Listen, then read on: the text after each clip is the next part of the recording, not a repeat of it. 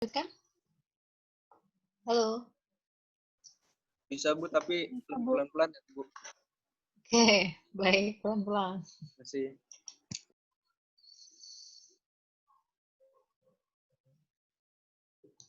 Kalau kecepatan langsung aja tadi pas saya menjelaskan langsung ini Bu, jangan terlalu cepat Bu. Jadi saya iniin.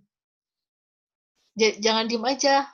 Kan kalau seperti ini kan saya nggak tahu ya mana yang belum paham. Kalau di kelas kan mungkin karena ada interaksi, jadi kita kelihatan.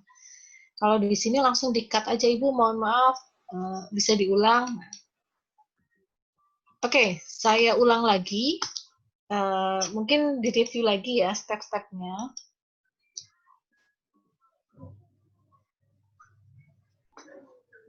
Jadi ini tadi ya kita akan menganalisis data di mana penelitiannya ini judulnya adalah hubungan faktor-faktor yang mempengaruhi berat badan bayi lahir. Ada beberapa faktor di sini, ada tekanan darah, ada umur, ada HB, ada HT, dan ada rokok. Jadi ada 5 variabel. Nah, pada saat kita akan menganalisis multivariat dengan menggunakan regresi linier, itu ada beberapa tahapan yang harus dilakukan. Tahapannya adalah yang pertama kita harus menseleksi secara univariat. Jadi diseleksi dulu nih univariat. Nah, cara menyeleksinya adalah dengan melihat kenormalan dari distribusi variabel tersebut. Distribusi kenormalan dari variabel tersebut. Nah, kalau melihat distribusi kenormalan berarti untuk variabel yang numerik saja. Untuk memudahkan teman-teman dalam melihat variabel mana sih yang akhirnya masuk ke dalam model akhir, saya rekomendasi untuk membuat sebuah tabel seperti ini. Jadi ini ada variabel independen, ini ada distribusi normal itu adalah seleksi univariat, screening dan collinearity adalah untuk seleksi bivariat. Dan ini adalah untuk multivariat. Nah, kita lihat untuk yang univariatnya dulu. Univariatnya adalah kita ingin melihat kenormalannya. Kalau kita lihat dari faktor-faktor yang mempengaruhi, itu ada variabel tekanan darah, ada umur, ada HB, nah itu untuk yang numerik. Kalau HT dan rokok, ini dia bukan numerik, tapi kategori. Nah, caranya adalah untuk melihat kenormalan data pada variabel numerik, ada 5 tadi yang saya jelaskan. Bisa kita menggunakan BELSIP, bisa kita menggunakan nilai min, median, modus, bisa kita menggunakan nilai squeeness dibagi standar error, dia di range minus 2 sampai 2, bisa juga kita melihat nilai Kolmogorov-Smirnov, atau Kolmogorov-Smirnovnya ini kalau dia lebih dari 0,05 dikatakan normal. Kalau kurang berarti tidak normal. Kemudian yang terakhir adalah menggunakan Shapiro-Wilk. Anteng dong, anteng. Nah, kalau sudah, caranya teman-teman sudah tahu atau silakan buka buku catatannya ya untuk melihat distribusi normal. Kalau sudah dicek ketahuan, nah lihat mana yang normal. Nah, hasil tadi analisis univariat kita, ternyata yang normal adalah hanya umur dan HB saja. Tekanan darahnya nggak normal. Kenapa? Karena ya memang tadi ditemukan dia tidak normal. KS-nya dia di bawah 0,05. Kemudian untuk yang HT dan rokok, ini dia udah langsung masuk ke seleksi univariat. Kenapa masuk? Karena dia kategori. Jadi kita nggak usah melakukan kenormalan data. Kalau sudah di seleksi univariat, baru kita melakukan seleksi bivariatnya. Ini seleksi bivariatnya nih. Nah, syarat untuk melakukan seleksi bivariat adalah kita melihat signifikansinya atau p-value-nya itu batasannya bukan 0,05, tapi 0,25. Kalau dia kurang dari 0,25, maka dia masuk ke dalam seleksi. Tetapi kalau lebih dari 0,25, dia tidak masuk ke dalam seleksinya atau out. Tapi dengan syarat ada juga variabel yang secara seleksinya itu dia tidak memenuhi, misalkan 0,4. 0,4 kan dia nggak masuk. Tetapi secara substansi atau teorinya dia berhubungan kuat ya. Jadi ada teori yang mengatakan ya berat badan bayi itu sangat dipengaruhi oleh berat badan ibu. Misalkan ada berat badan ibu nih, tapi p-value-nya ternyata 0,5 ya, di atas 0,25 karena dia memang secara substansinya itu berhubungan sekali secara teorinya, maka kita boleh tetap memasukkan walaupun dia tidak memenuhi syarat. Itu pengecualian ya, ini pengecualian pada kasus-kasus tertentu. Cuma di kasus kita saat ini, ternyata pas tadi kita sudah melakukan uji korelasi untuk umur dan HB terhadap BB bayi, umur ini ternyata dia lebih dari 0,25. Tadi berapa ya? Umur itu 0,4 kalau nggak salah ya, 42 atau berapa? Karena dia lebih dari 0,25, maka dia tidak masuk ke dalam model atau dia tidak lulus seleksi umur nih. Kalau tekanan darah kan memang dia di awal tidak berhubungan, tidak normal. Kalau sudah tidak lolos, ya kesini juga dia tidak akan lolos. Nah, kita lihat nih umur ternyata tadi dia lebih besar dari 0,25 sehingga dia tidak lolos. Ini kita kasih tanda lagi deh. Ini X, ini X. Nah, ini tandanya saya merahkan. Berarti kita punya variabelnya 3. Variabel independen terhadap berat badan bayi. Oke, sampai sini ada yang mau ditanyakan?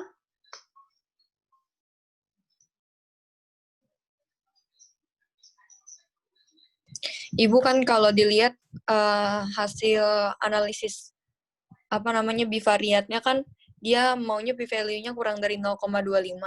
Berarti ada kemungkinan kalau dia itu sebenarnya secara bivariat nggak berhubungan, tapi nanti pas dianalisis secara multivariat berhubungan ya, Bu? Iya, bukan berhubungan, signifikan ya. Iya, signifikan. Signifikan, karena memang syarat untuk di multivariat, di seleksi bivariat itu bukan 0,05, tapi 0,25. Itu memang sudah perhitungan matematikanya ya. Jadi teman-teman jangan nanya, kok bisa 0,25? Kan kita bukan ngomongin signifikan, kita melihat model matematikanya, dan model matematika batasan untuk diseleksi lolos di seleksi bivariat adalah p-value-nya 0,25. Paham sampai sini? Lanjut? Paham, Bu. Lanjut? Lanjut. Oke, lanjut. Berarti ada berapa variabel yang masuk ke dalam seleksi bivariat? 3.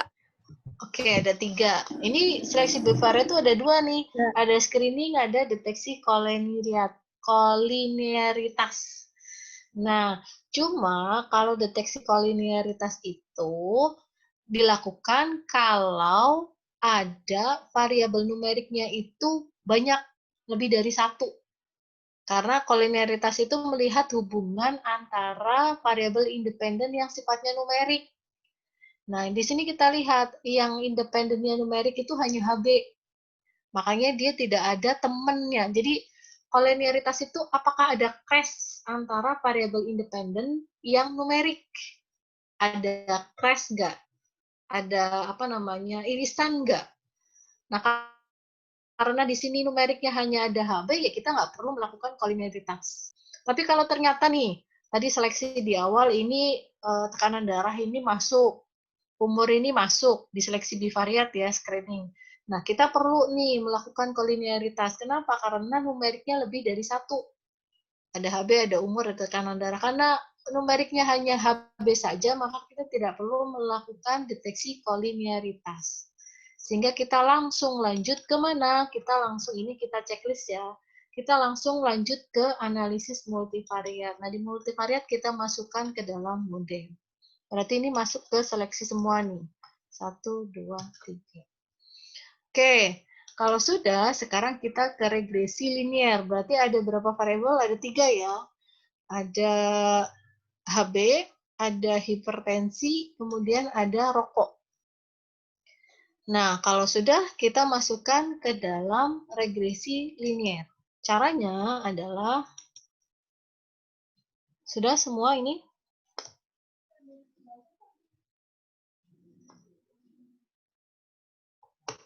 Saya di output nih, nggak apa-apa di output juga. Kelihatan nggak? Belum, Bu. Belum, Ibu.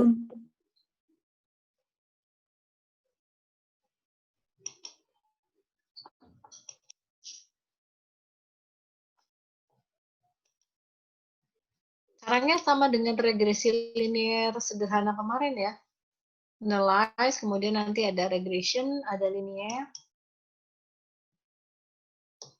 Sebentar. Mana sih ini datanya?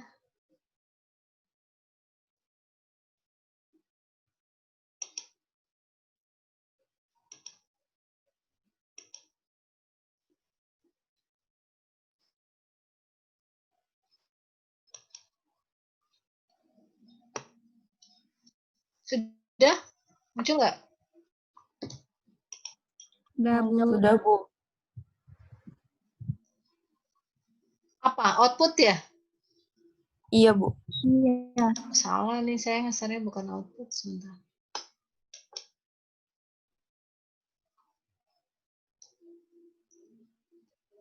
Sebenarnya kalau lakukan analisis di output juga nggak apa-apa sih, sama aja.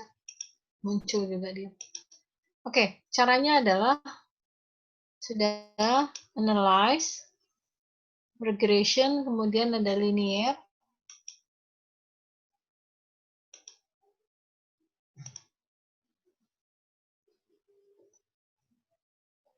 Sudah?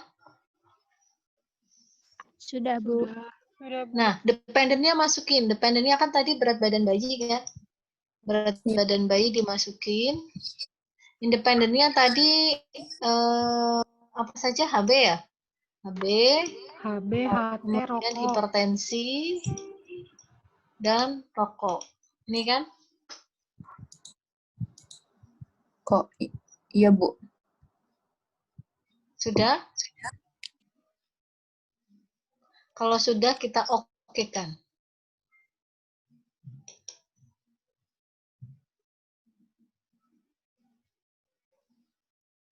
Lihat di outputnya.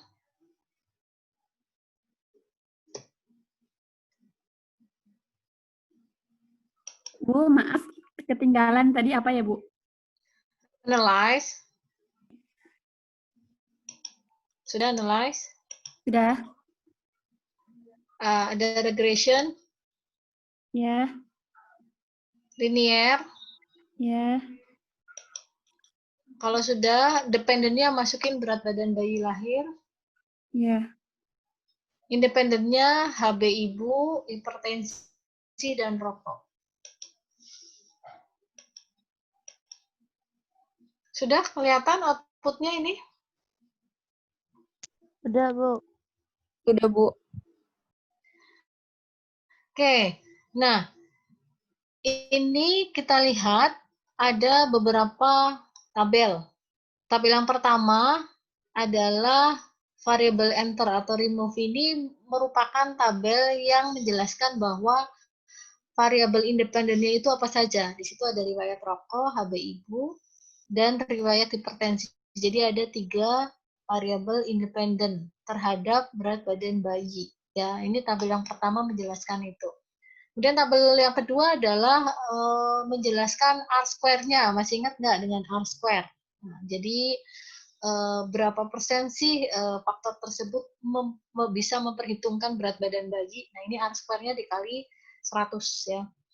Kemudian yang ANOVA ini adalah signifikansinya. Jadi ternyata dari semua variabel itu, pas kita masukkan ke dalam satu model, dia signifikan.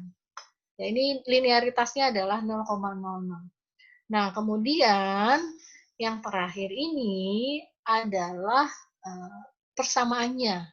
Dan ini adalah sig ini adalah p-value dari masing-masing variabel. Jadi untuk konstanta ini adalah A-nya, kan persamaannya Y sama dengan A plus BX1 plus BX2 ya. Ini adalah A-nya, konstantanya, ini adalah HB ibu, ini adalah riwayat hipertensi dan riwayat rokok. Kita lihat ternyata ini signifikansinya di bawah 0,05. Ya. Kalau dia di bawah 0,05 berarti semua faktor ini dia signifikan mempengaruhi berat badan bayi. Tetapi kalau ternyata di sini ditemukan, misalkan nih HB ibunya 0,06, berarti kan dia nggak signifikan tuh. Kalau nggak signifikan bagaimana, Bu? Kalau nggak signifikan, dikeluarin satu-satu. Ini contoh ya. Contoh misalkan HB ibunya signifikansinya di sini adalah 0,08 atau 06 deh. 0,06 itu kan berarti lebih besar dari 0,05. Nah, di multivariat ini kita kembali lagi ya, batasannya 0,05. Kalau tadi di bivariat kan 0,25. Nah, di multivariat batasannya adalah 0,05. Variabel yang signifikansinya dia lebih dari 0,05 maka dieliminasi. Nah, karena di sini tidak ada yang lebih dari 0,05, maka tidak ada yang dieliminasi. Ini kan kita lihat nih, HB-nya 0,038, masih di bawah 0,05.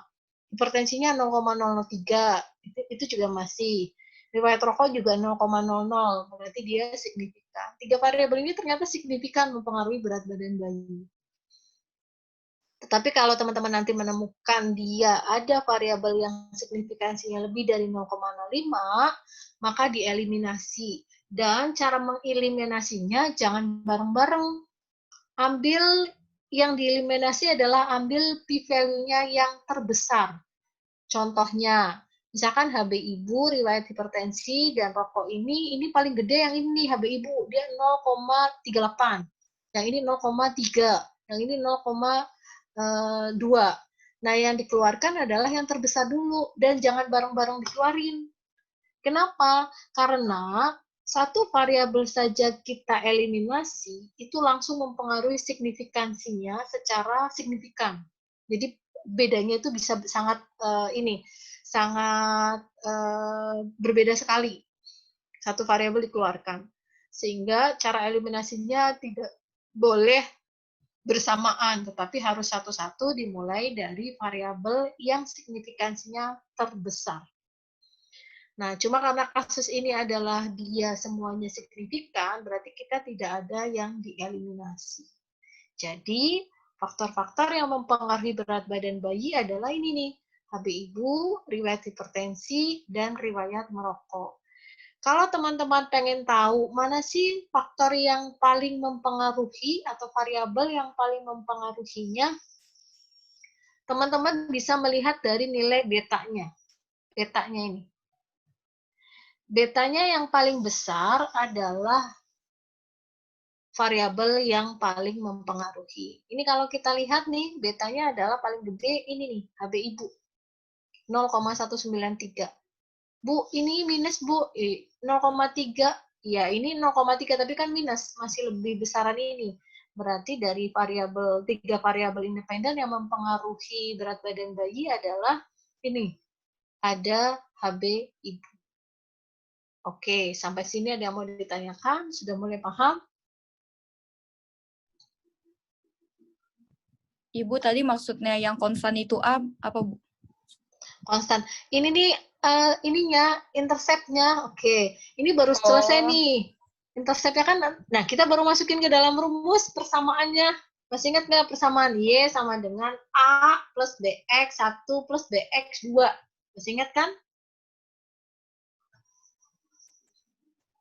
Oke. Masih, Bu. Nah, cuma begini, ini kan baru persamaan, kita tidak bisa langsung mengatakan bahwa ini selesai. Harus ada uji asumsi dulu. Uji asumsi yang mana? Yang Helgauss, masih ingat nggak Helgauss? Masih. Masih ingat Helgauss? Ya, caranya adalah, balik lagi ke sini.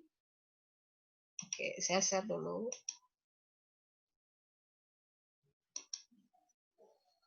Kita cara melakukan Helgauss-nya bagaimana ya?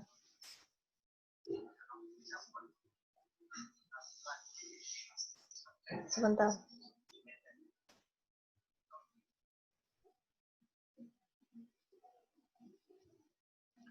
Cara melakukan Helgauss sudah? Analyze.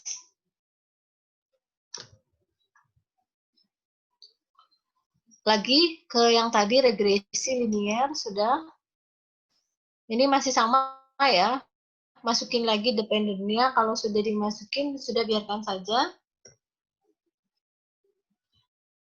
Sudah? Kalau sudah, diklik statistiknya.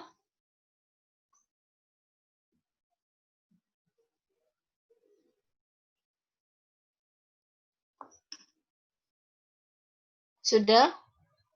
Diklik ini, collinearity diagnostic, kemudian ada Durbin-Watson, ada port and partial correlation, ada confidence interval, sudah?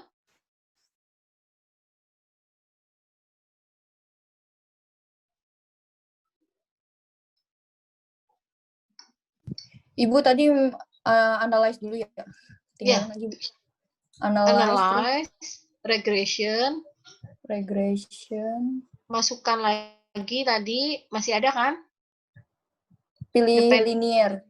Ya, pilih linear, regression linear, kemudian masukkan dependent-nya adalah apa namanya? Berat badan bayi saat lahir. Terus independennya adalah HB ibu. Terus statistik ya, Bu. Terus klik statistiknya. Di checklist nih, collinearity diagnostic ini. Confidence intervalnya sudah. Kemudian ada part and partialnya, collinearity-nya, Durbin-Watson-nya, kemudian continue. Sudah? Kalau sudah, plot-nya diklik. Sudah diklik plot-nya? Udah, Bu. Udah, Bu. Di sini ada S-recit. S-recit. Ada S-recit? Ada. Ini diklik, masukkan ke Y-nya.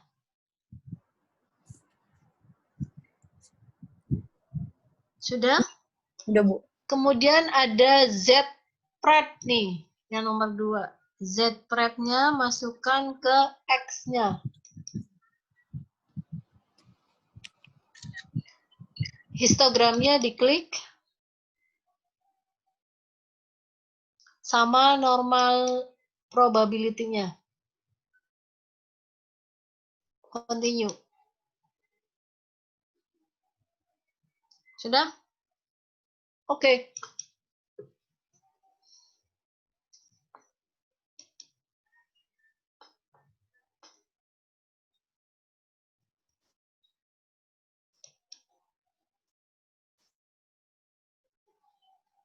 Sudah muncul tidak? Muncul, Bu. Muncul, Bu. Oke, kita lihat. Ini saya belum muncul.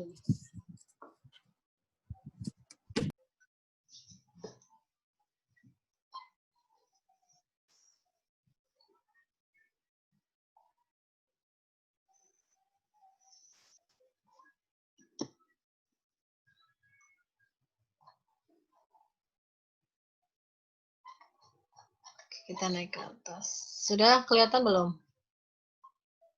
Belum. Belum, Bu.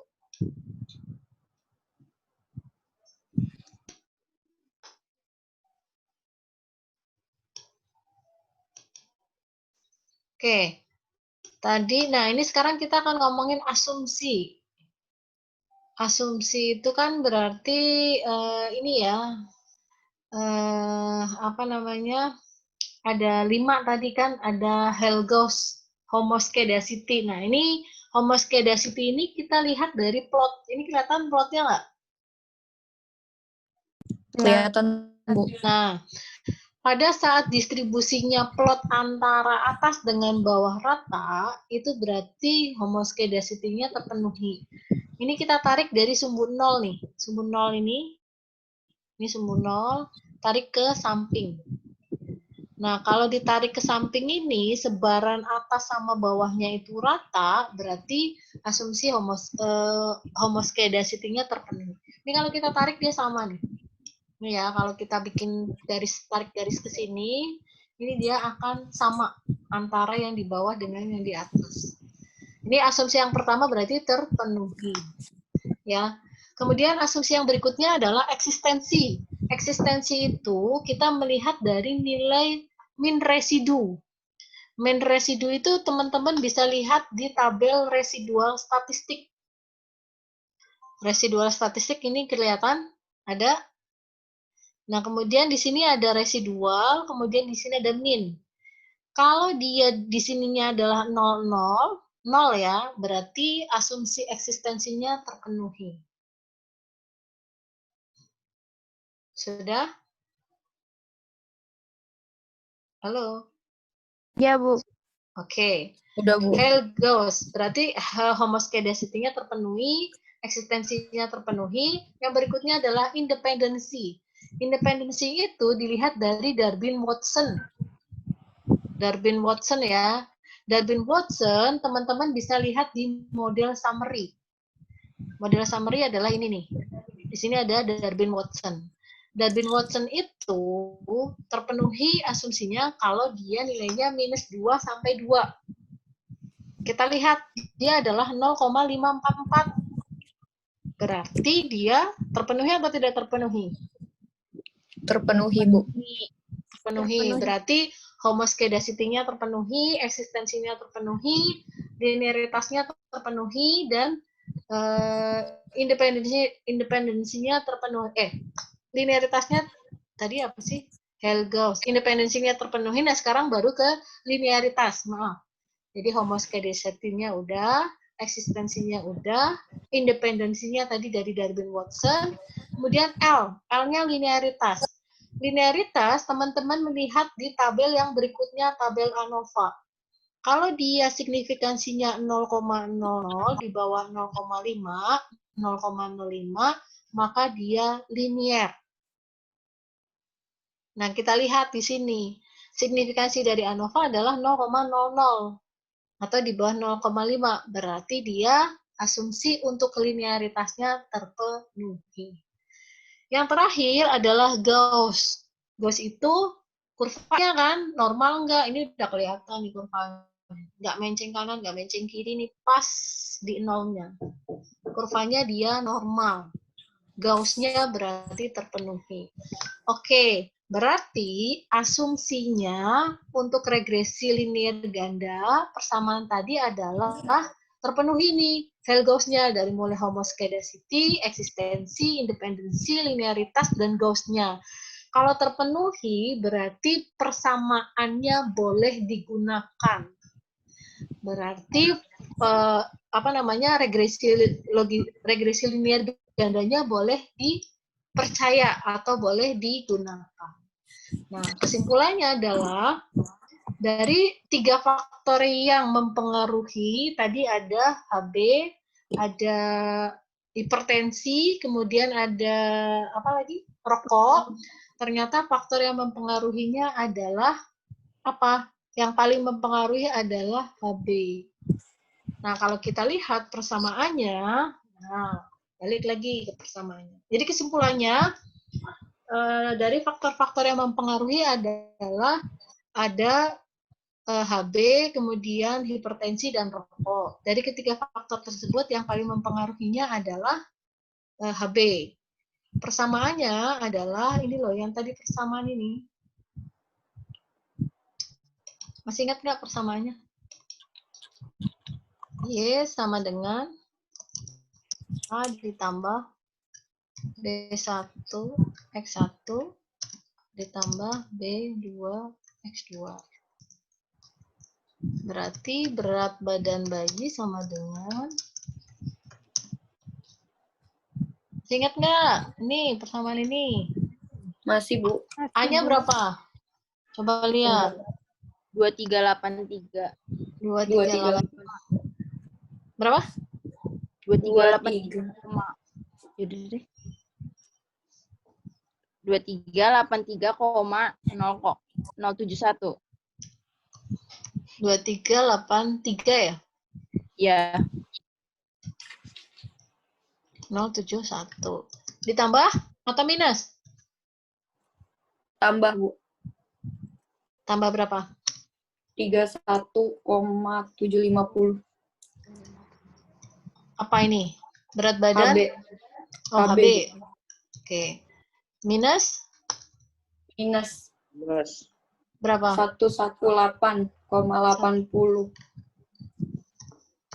Apa nih? 01, Bu. Kenapa? Itu raut hipertensi. Ini begini. 801, Bu. 801. Oke, gini ya. Ini apa? Hipertensi. Ini minus? Minus, Bu. Minus lagi apa? 158,533. 158,33.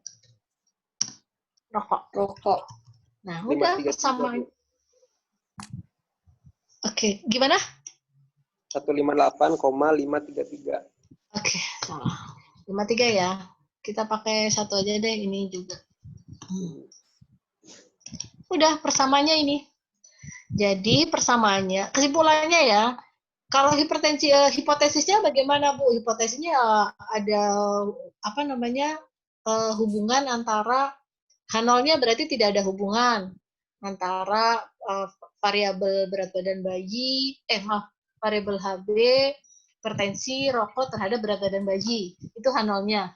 H-nya adalah ada hubungan antara hipertensi, rokok, dan HB terhadap berat badan bayi. Itu H-nya. Kesimpulannya ternyata ada hubungan. Nah, 3 faktor ini mempengaruhi berat badan bayi. Faktor yang paling berpengaruh adalah HB. Kenapa? Karena HB tadi betanya paling besar. Persamaannya adalah ini, berat badan bayi sama dengan. Oke, sudah selesai. Ada pertanyaan sampai sini? Ibu kalau nggak lolos yang Hell-Gauss, salah satunya aja, itu nggak bisa dibikin persamaan ya, Bu? Nggak bisa. Berarti harus lolos 5-5-nya. Harus lolos lima-limanya. Oke, untuk logis, minggu depan kita akan membahas regresi logistik. Regresi logistik tahapannya akan sama. Jadi ada seleksi univariat, bivariat, multivariat. Makanya teman-teman baca lagi ya, UJT, ANOVA, Chi-square. Karena nanti kita akan bivariat lagi nih. Bivariat, univariat juga ya, lihat bagaimana cara Kolmogorov-Smirnov. Makanya tadi saya bilang, keterampilan mengolah data multivariat itu merupakan yang paling tinggi. Sehingga apa? Univariat, bivariat dia harus paham. Karena di multivariat itu dia harus paham bivariat semuanya. Kalau bivariatnya kayak tadi, Bu, UJT-nya saya lupa lagi gimana mau next lanjut ke multivariat, melakukan seleksi bivariat. Kalau di UJT-nya aja dia masih bingung. Oke, nggak usah dibuat pusing, nggak usah dibuat bingung. Nanti ini UAS juga nggak akan, ya nggak tahu nih, kita masih kesepakatan mau dikeluarin atau tidak. Tinggal dibaca saja. Oke, ada yang mau ditanyakan sampai sini? Kalau tidak ada, waktunya juga sudah habis ya kayaknya. Ada pertanyaan? Ada tidak? Tidak, Bu. Tidak. Yang lain bagaimana? Ya, Amira doang yang tidak. Yang lain? Sri, paham nggak Sri? Alvira, Almaira, paham nggak? Ega? Insya Allah, Bu. Ahmad Adan? Ahmad Hairul? Oke, insya Allah. Oke, kalau tidak ada, cukup untuk pertemuan hari ini. Nanti materinya saya share. Tapi tadi kalau ada tambahan-tambahan, ya di luar itu ya, silakan dicatat kayak tadi tuh distribusi normal pakai apa saja. Saya tidak ada Bu, catatan. Ya, silakan. itu paling yang tadi tuh yang hasilnya beda sama ibu tuh gimana terusnya? Yang ngecek univariat, yang caranya paling gampang pakai apa tadi yang? Oh, coba nih. Makanya ini kan jadi pertanyaan ya. Kamu cross check satu-satu deh. Pakai cara yang kurva, pakai cara yang mean median modus, kemudian pakai squeeness dibagi standar error, kemudian bandingkan dengan Kolmogorov-Smirnov. Memang ada beberapa kelemahan dari masing-masing cara tadi. Kolmogorov-Smirnov ini dia pada data yang terlalu kecil tidak bisa digunakan juga, tidak maksimal. Makanya ada kelemahannya juga ya. Ini saya lupa tadi ngasih tahu. Cuma kalau datanya besar, kita bisa menggunakan Kolmogorov-Smirnov. Itu saja sih. Ya, makasih Bu. Ya, ada lagi? Kalau tidak ada, cukup untuk pertemuan hari ini. Saya tutup. Nanti saya share materinya ke PJ-nya ya. Kita ketemu lagi minggu depan. Kita akan membahas lagi tentang regresi logistik. Nah, step-stepnya hampir sama. Jadi ada seleksi univariat, ada seleksi bivariat, dan sampai ke multivariat. Dan syaratnya sama, nanti di bivariate dia juga harus di bawah 0,25. Itu saja untuk pertemuan hari ini. Saya tutup. Alhamdulillah, semoga bermanfaat. Kita ketemu lagi minggu depan. Assalamualaikum warahmatullahi wabarakatuh. Waalaikumsalam warahmatullahi wabarakatuh. warahmatullahi wabarakatuh. Terima kasih, Bu. Terima kasih, Bu. Yuk.